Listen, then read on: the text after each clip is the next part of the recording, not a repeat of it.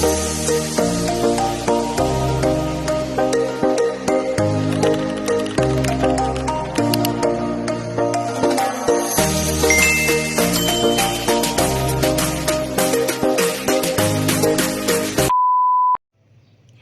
everyone! It's me again, Mami Rona, ang isang certified solo nanay tindera. Ngayon nga po ay May 8 at ako po ay nanggaling na sa pamimili. Ngunit dahil nga po kagabi medyo marami yung nagpa-cash out ng GCash, so nagkulang yung aking budget.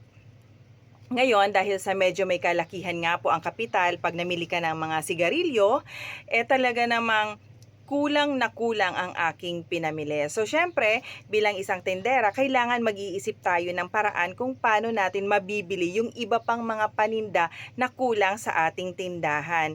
So, ito na nga po ang isi-share ko ngayon. Dito ko po na mapapatunayan na napakahalaga po talaga, no, na kung lagi naman nating ginagamit or lagi naman tayong pumupunta sa isang store at nag-offer po sila ng ito nga po, no, ito po ang Pure Gold card. Ayan po. Aling Puring card.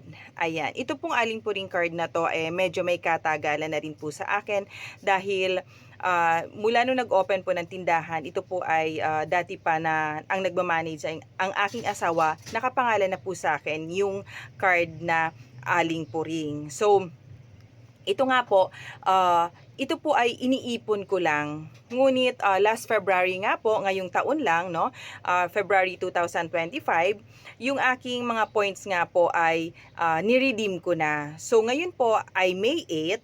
So from February hanggang May, ngayon po ay ipina-check ko at ito po ay nagkaroon na ng points na 1,500. So, ito naman po ay good as cash.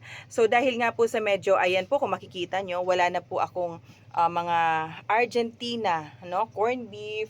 Ito po ay talagang fast moving dito sa aking tindahan. Talagang gusto ko pong bumili, ngunit wala na nga po akong pera. So anyway, sa Pure Gold naman po, pwede kong gamitin yung Aling Puring card. So ito na lang din po ang aking naisip na paraan na ibayad.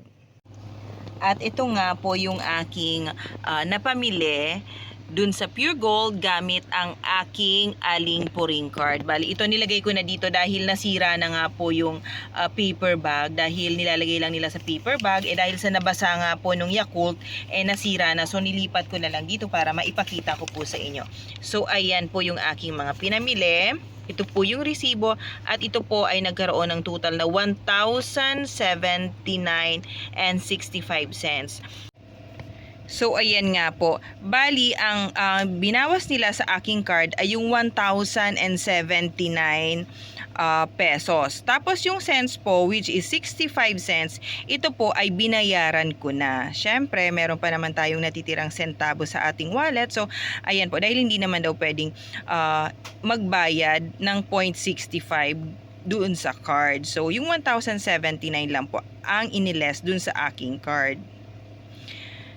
At ito nga po ang aking napamili. Bali, bumili po ako ng 4 na piraso ng pineapple tidbits, 2 pineapple chunks in can, syempre ang 3 haba ng Yakult, syempre ito pong 2 piraso lang ng all-purpose cream. So dito naman po, ang nakalagay naman po dito, ang cheesecake, tapos ang beer brand swak. Bali, bumili po ako ng 2 Thai.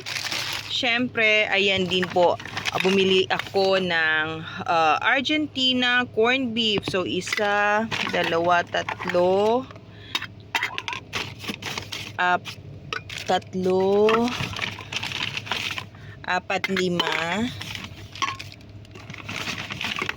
6. So, ayan po, nakabili ako ng 6 pieces na Argentina corned beef. Syempre, yung Hans na pork and beans po na naka-promo siya ng save 2 pesos. Bumili rin ako ng yan. Tapos, ang Lucky 7 corned beef, which is makakasave din po ng 3 pesos pag bumili ng tatlo.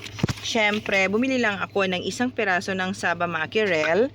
At syempre, yung Alaska na kondensada na 206 grams. 2 piraso lang po. So, ito lang po yung binili ko gamit ang aking Pure Gold card. May natitira pa rin naman po na nasa 400 something dahil 1.5 nga po yung laman ng aking card ko. 1,069 lang, 1,079 lang yung nabawas. So, meron pa rin pong natitira na 400 pesos na if in case meron na naman akong bibilhin na talagang fast moving dito sa aking tindahan, ay pwedeng-pwede ko naman po uling magamit.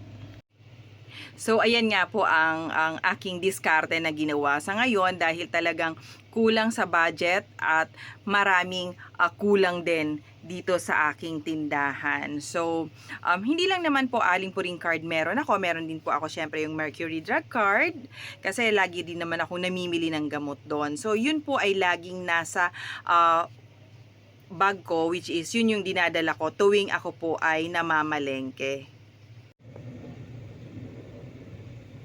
So, ayan po. Ito po ay dala-dala ko pa rin po ito yung Mercury Drug Card at saka syempre yung Clover Card. Dahil ito dito naman po sa Clover, namimili din po ako dito. So, yun lang po ang may share ko sa ngayon, ang kaganapan sa buhay ng isang solo nanay tindera na talaga namang once na nagkulang ang budget, talagang dapat meron tayo laging pang backup, which is isa na nga po doon ang mga suki card or mga discount cards, no, na talaga naman nag-earn ng points, which is very important din po talaga lalo sa ating mga tindera. Maraming salamat po sa panunood. Sana po nagustuhan nyo ang aking video. Kung sakali po na nagustuhan nyo, paki-like naman po ito. At syempre, pwedeng-pwede po kayong mag-comment down below kung meron po kayong mga katanungan or meron po kayong gustong marinig mula sa akin. So, maraming salamat po sa panonood. Paki-like naman po at syempre po, paki-subscribe po sa aking YouTube channel, Ang Solo Nanay Tindera. Maraming salamat po ulit. God bless everyone.